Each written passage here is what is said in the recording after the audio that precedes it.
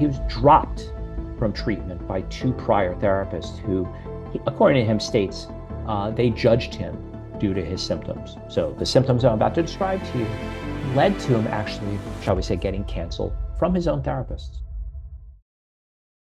One of the things I feel strongly about is that to make this really pop, we need an illustrative case. I've talked about it in the abstract. So there's somebody I've been treating right now, someone who's in professional training, post-baccalaureate professional training. He is from a religious family. He's recently married, has no kids. He has a very long history of anxiety and OCD symptoms. And he was dropped from treatment by 2 prior therapists who, according to him, states they judged him due to his symptoms. So the symptoms I'm about to describe to you led to him actually, shall we say, getting canceled from his own therapists. Here are the following symptoms that he had. He had fear of blasphemy. So again, the religious setting gave rise to blasphemous fears, fear of violating social norms, and fear of being canceled. How did it manifest? Well, so in the manifestation, he had a lot of concerns about blasphemy, like during religious services, he would be concerned about blurting out profanities. His fear of violating social norms, while in public, he would check himself to make sure he had not done anything offensive. So it included things like making sure that his pants were zipped. He would ask people if they were offended by jokes that he made, and these would be very like milquetoast kind of jokes. And then fear of canceling. So when speaking to classmates, which he did with great hesitancy, he got very worried that he'd blurt out something offensive. So he kept all of his interactions with his classmates very short, which is a problem because in most post-baccalaureate professional training, you start your professional networking with your classmates. And so he was very, very isolated in his professional development. And I did alter a bunch of details here to protect the client's identity. So there's some key treatment elements. So first of all, pretty straightforward, just acceptance. So we took the position at the outset, like you could talk about whatever you want here.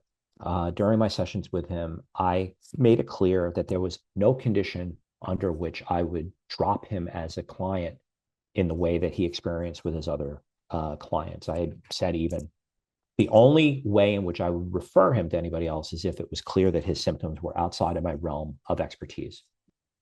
And then the exposure. So once we got past that and he was comfortable with me, we went through some exposure processes. So offered him a one-time reassurance that none of his exposure exercises would be made public. Now, of course, you would expect that because of HIPAA, but that was not enough. I had to really say it to him with absolute clarity.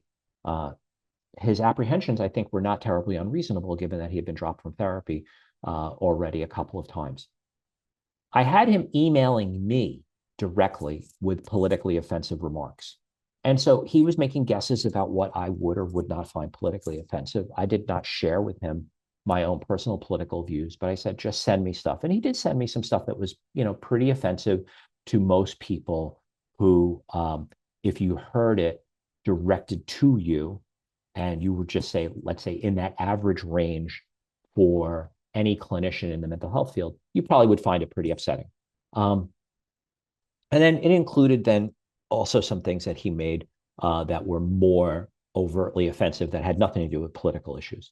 And then I had him actively think, but not state politically offensive remarks while around his classmates, and then email them to me later that evening. So notice that at no point in this is he actually saying things that are offensive. Instead, I'm having him rehearse thinking about it in settings where he would feel particularly at risk. And we rehearsed what some of those thoughts might be. Again, the primary objective here is for the clinician to feel comfortable enough that you could engage in the kind of, just unconditional acceptance, unconditional positive regard that I frankly think some in our profession have lost sight of. And then to, in turn, start to engage in exposure in a way that will be ecologically valid for the client and ensure that they face little risk of reprisal.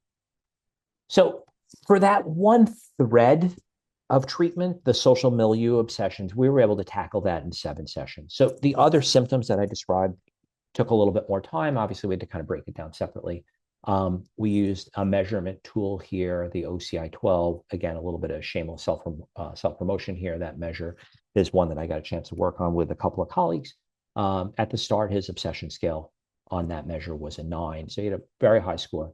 By the end of 7 sessions, that obsession score had gone down to a 4.